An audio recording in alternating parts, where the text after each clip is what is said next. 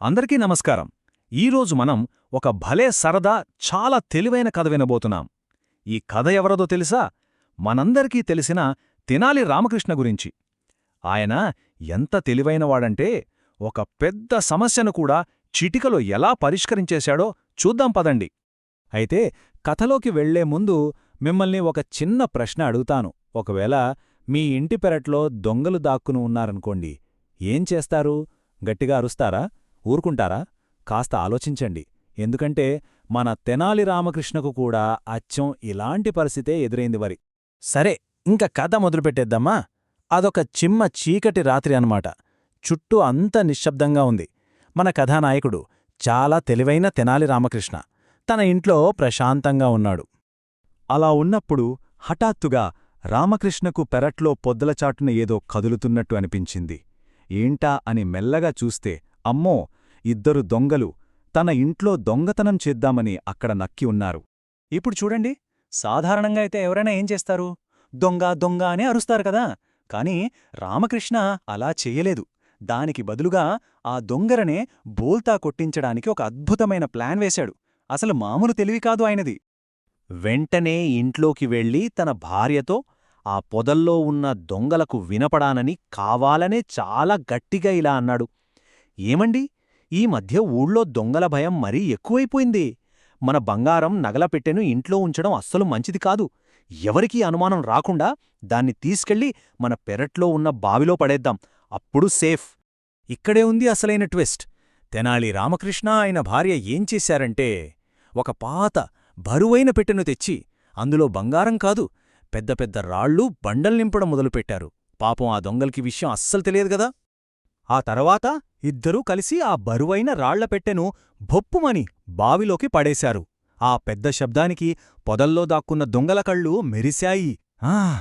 నిజమైన బంగారమే బావిలోకి వెళ్ళిపోయిందని పూర్తిగా నమ్మేశారు. ఇక రామకృష్ణ, ఆయన భార్య ఏమీ తెలియనట్టు ఇంట్లోకి వెళ్లి తలుపులు వేసుకున్నారు. ఇంకేముంది, దొంగలు మెల్లగా పొదలచాటునుంచి బయటకొచ్చారు. వాళ్ల మొహాల్లో ఒకటే ఆనందం.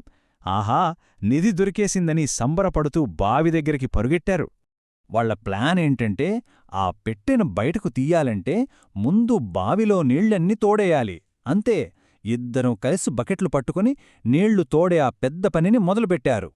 అలా నీళ్లు తోడుతూనే ఉన్నారు. 1 బకెట్, 2 బకెట్లు, రాత్రంతా ఇదే పని. వాళ్లకి తెలియకుండానే వాళ్లు తోసే నీళ్లన్నీ రామకృష్ణ తోటలోని మొక్కలకి చక్కగా పారుతున్నాయి. గంటలు గడిచిపోతున్నాయి. పాపం నీళ్లు తోడి తోడి వాళ్ల చేతులు నొప్పిపుట్టాయి. బాగా అలసిపోయారు. అయినా సరే ఆ నిధి పెట్టె కళ్లముందు కదులుతుంటే పని ఆపలేదు. అలా కష్టపడి తెల్లారేసరికి బావిలో ఒక్క చుక్క నీళ్లు కూడా లేకుండా మొత్తం తోడేశారు. తెనాలి రామకృష్ణ తోట మొత్తం నీళ్లతో నిండిపోయిందన్మాట. అప్పుడే సూర్యుడు ఉదయిస్తున్నాడు. దొంగలైతే కదలడానిక్కూడా ఓపికలేనంతగా అలసిపోయారు. కాని వాళ్ల మొహాల్లో ఒకటే సంతోషం.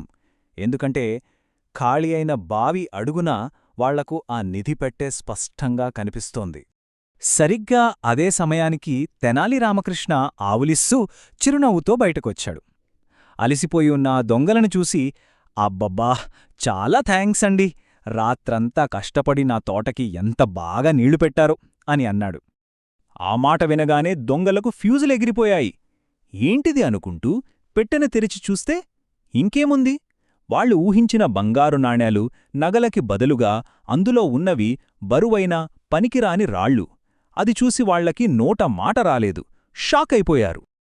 అప్పుడు అర్థమైంది వాళ్లకు, అయ్యో, తెనాలి మనల్ని భలే మోసం చేశాడు కదా.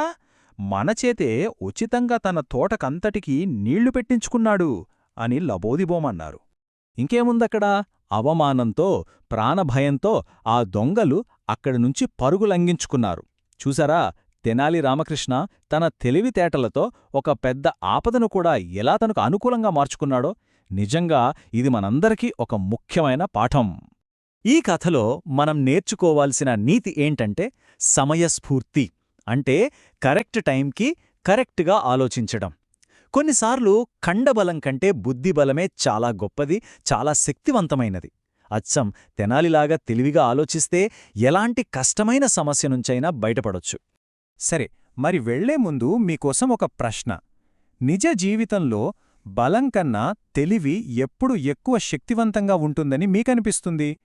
దీని గురించి కాస్త ఆలోచించండి, సరేనా? మళ్ళీ కలుద్దాం.